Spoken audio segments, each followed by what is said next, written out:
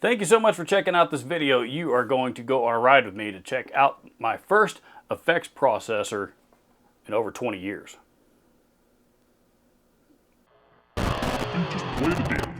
Now, as of this recording, I did the unboxing video on this thing just a couple of weeks ago, and a lot of you seem to be pretty excited to see what I thought of this. And a few of you, this thing's been out for a few years now, so I know I'm a little late to the party on this, but because of that, some of you already own it and had some good positive things to say about it. So without further ado, let's dive into this thing and check out some tones.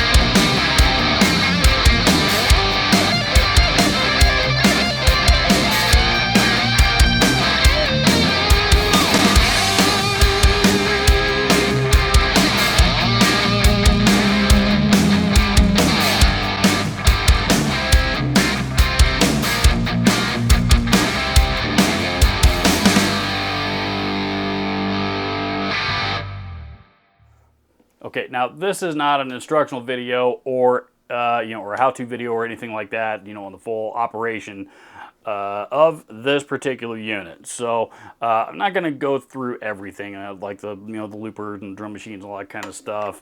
But I do want to go through just some of the presets and the amps pedals in particular, and go through building my own custom patch. So let's do that together, shall we? So I don't normally include dialogue in the playthrough portions of my demo videos, but in this case I think it's kind of necessary. Now, the full track demo that you just heard, what you're looking at right now is actually the preset that I created, and sounds basically like this.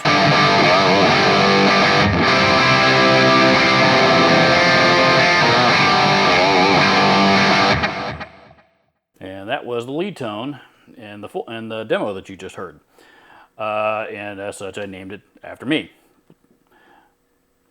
And if you want to see the rhythm, go to that knob right there, and that'll pull up all the different presets in this. I was trying to find some presets that I didn't like to overwrite.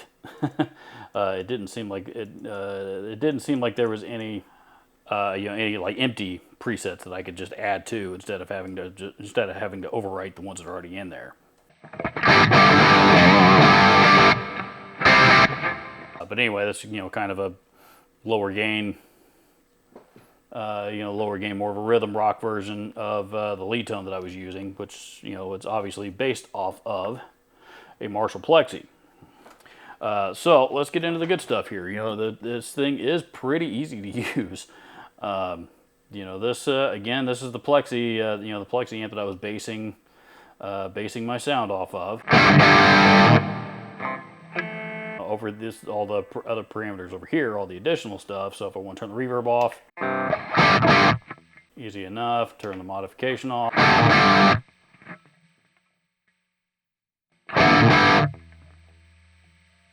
And then, of course, the IR, if you want to use another IR. Like if you want to use 2 notes wall sound or something, in your DAW or something, use one of your own IRs as opposed to one of the ones that are preloaded on here. You can do that. But that said, I think the IRs in this thing are actually pretty good. So going through all the amps, for example, all the amps, there's your JC120.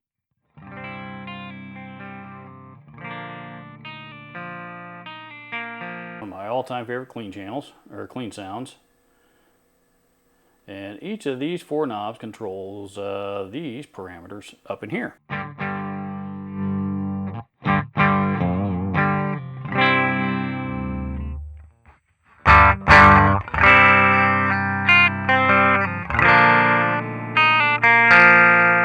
Best-selling amplifier of all time, by the way. There's your Fender Bassman, Fender Tweed, Twin Reverb, There's a high watt, I'm sorry, a high watt.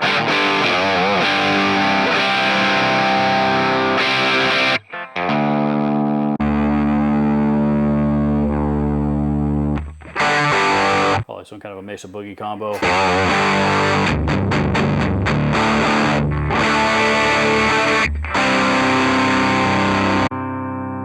There's your AC-15, AC-30.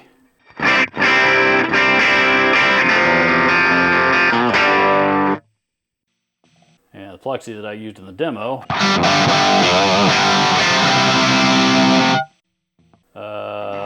Plexi 45, which obviously is a JTM 45. There's your JCM 800.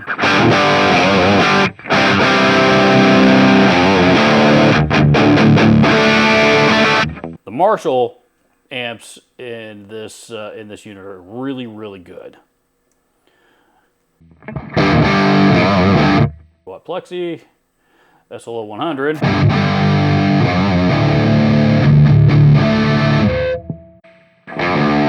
Friedman BE. Pick your favorite BE. BE50, BE 100. There's your Mesa Boogie dual rectifier.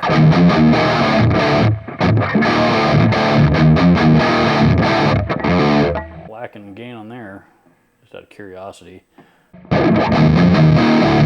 There's the flub. There's a diesel VH4. Sounds really good. I like that one. Fender Vibro King. There's a Buddha head, or Buddha combo rather. Dr. Z, Super Reverb. That's a Marshall Blues Breaker. There's a Matchless. That's a JCM 2000 is what that is. Based on the DSL circuit rather than the TSL. And Bogner Ubershaw.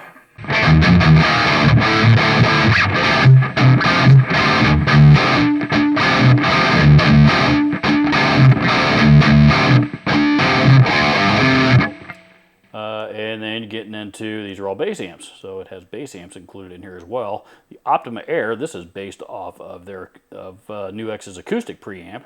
They actually have an acoustic preamp pedal called the Optima Air. I keep meaning to get into a demo on that thing, and I keep forgetting about it. And that's obviously a Stageman. That's I think their own acoustic amplifier.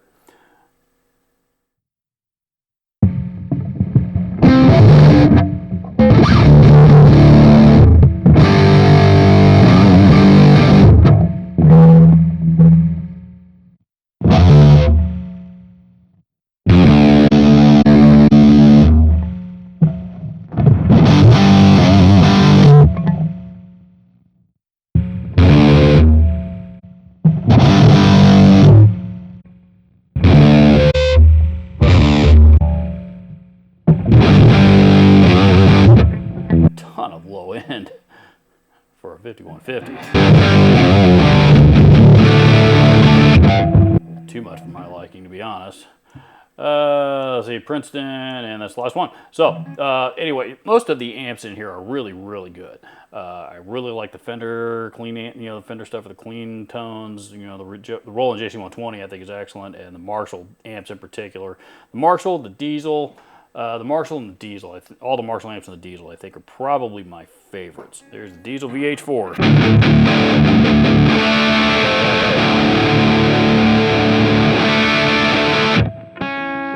And let's see, we need to pick a cabinet for it. Your standard 1960. There's not a lot in the way of 412 cabs. I think there's only like 3 or 4 of them. So there's your regular Marshall 1960, that's your greenback cabinet, and that's your vintage 30. So they're basically all based on Marshall cabinets.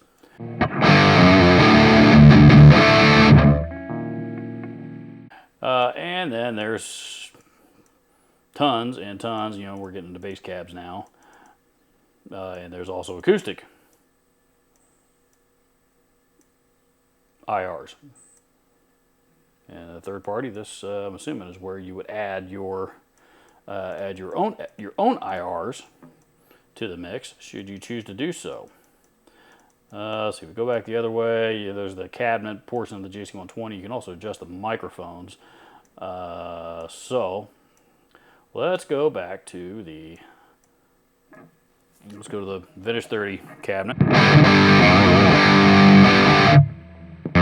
Let's say that mic sucks. So let's go with the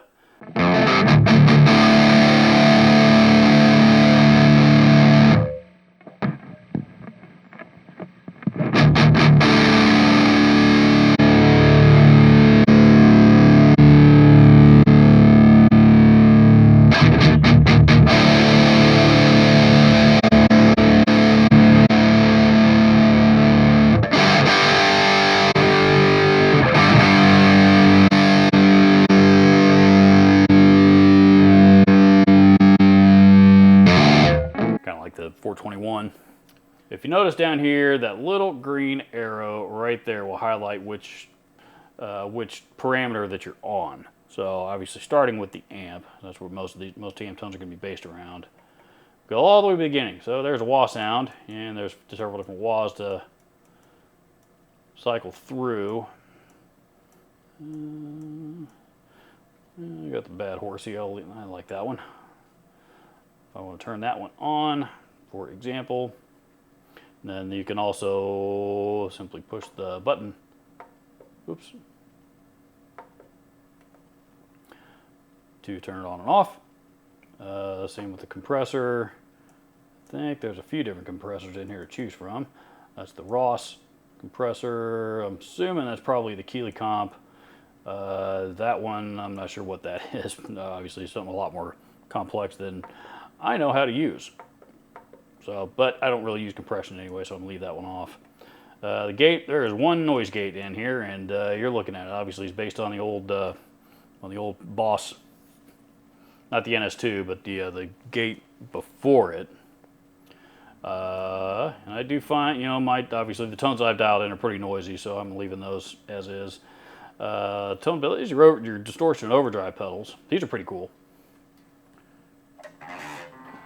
So let's go to, if you want to go to the distortion.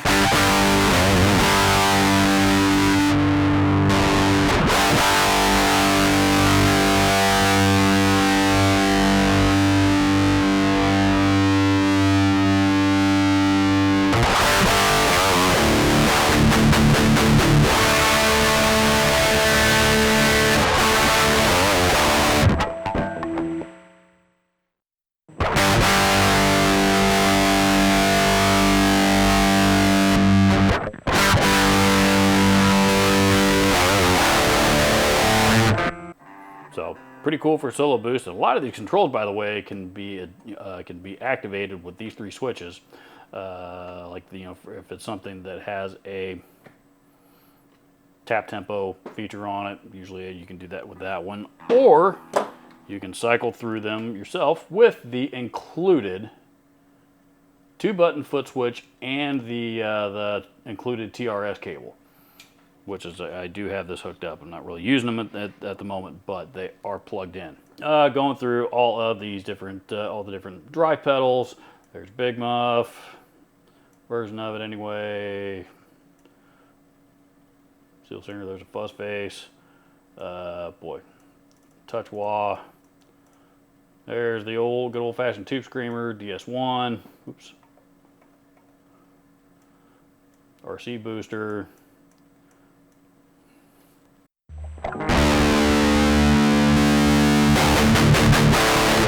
For that plexi, I like the tube screamer the best.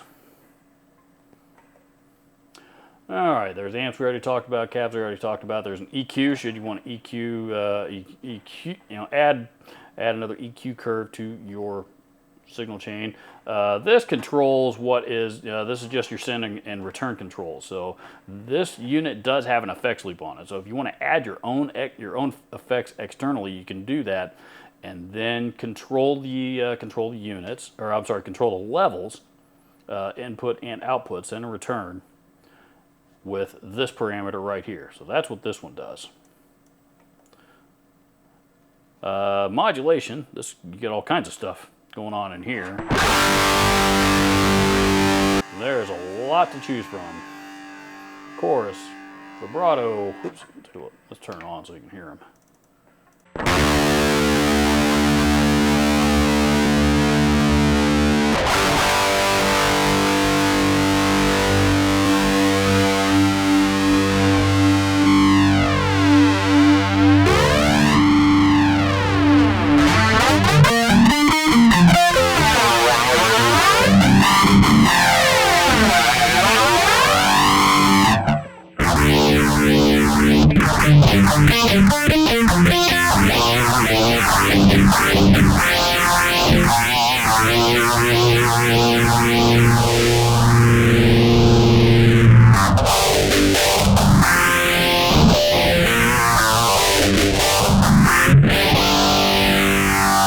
This one here, again, you know, if there's usually a speed control, let's see what happens when you do it on this one. You can actually adjust the tap tempo.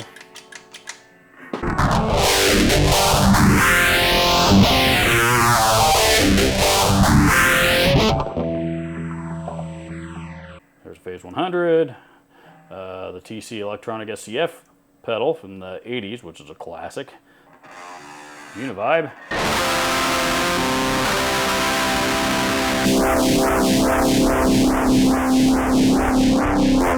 Wow, that is a wild chorus.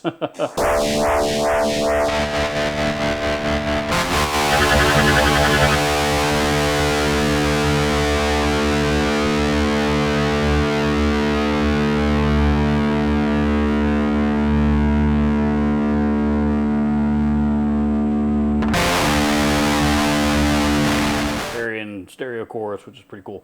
All right, so, and then, you know, they kind of rinse, and then it's kind of basically rinse, you know, lather, rinse, repeat with the delay and reverb parameters are, you know, they're pretty shamelessly, you know, they're not shy about telling you which pedal they ripped off. So then you hit your home button.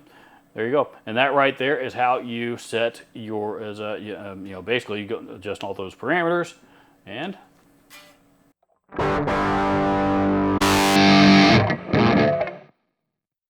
that right there is basically how you dial in your tones on this thing.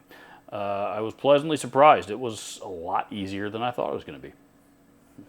Okay, now a couple of things. The reason why I asked Newx to send me this, and they did send me the product, however, they are not paying me for this video. They have no input on anything that I'm saying in this video or in any way, shape, or form. So while they did supply the product, this is not a sponsored video. Now the reason why I asked them for this is because if you've followed my channel for any length of time at all, you know, I'm not a fan of effects processors. I typically don't care for this kind of stuff. Too many banks and menus and, you know, signal routes and all, you know, buttons and knobs and switches, you know, all, you know, just a whole bunch of bullshit that I don't like to have to mess with. You know, for me, it's a lot easier to plug a guitar into a pedal and adjust each pedal individually along the chain as needed, adjust the amp, and off I go. That's what I like to do. So as a result, I don't, you know, I've steered clear of effects processors. Now, with that in mind, I cannot ignore the fact that the digital stuff that's out nowadays, such as this unit and going all the way up to the really expensive stuff, you know, the Quad Cortex, the Helix, Fractal Axe Effects, you know, Kempers, that stuff, the Boss GT1000, all of those. I cannot ignore the fact that all of the digital stuff that's out nowadays is getting really, really good. And some people are getting some really, really killer tones out of them.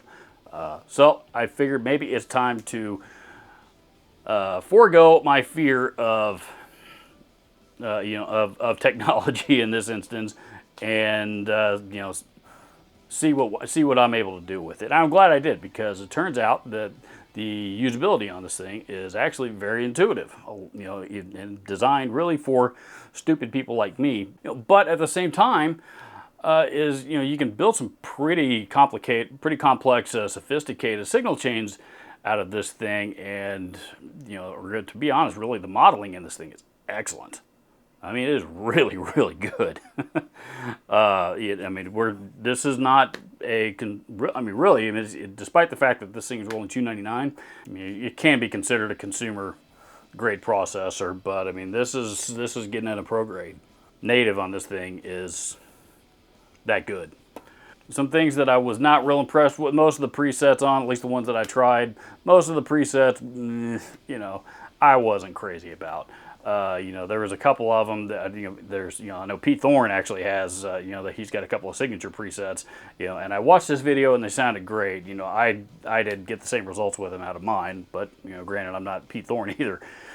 You know, and there's some other ones in there that were, you know, had some specific well-known artist names that they were modeled after, and some sound better than others, but you know, to me, I found that the best results were with me just starting with an amp and building on it from there, similar to how I would build an actual amp rig. Get a lot of flexibility, both, you know, out of, you know, it's designed to where, you know, you can control individual effects within a preset, or, you know, within your own custom preset, that is. You know, if you need tap tempo on a delay or some other kind of effect, you can have that built in and easily accessible with, you know, either the onboard switches, the volume control, treadle control, that is, or the included 2-button foot switch, as well as the included TRS cable. And there's all the functionality you could possibly need, and it just plugs straight into the back, or you can plug in your own additional expression pedal. There's a lot of different ways that you can do with this thing. Lots that you can do with this thing. Lots that you can do with this thing. It's you know, it's a really, really well thought out unit, and I'm glad that I tried it. I still have not gotten around to using this thing as a USB audio interface. It does have that capability. There is a USB output port on it specifically for that purpose, so I haven't gotten around to trying that yet. I'm in the middle of reconfiguring a whole bunch of studio stuff right now, and probably gonna have to wait and get to that here at some point down the road. But for right now, just plugged in. You know, everything that you heard, by the way, was the 2 speaker outputs plugged into the 2 front inputs on my interface. So one, you know, panned hard left and hard right. That's what you heard. So basically 2 mono created stereo. Links to the NUX MG-30 versatile modeler are down in the description, so don't forget to go and check them out. Comment down below. Adios.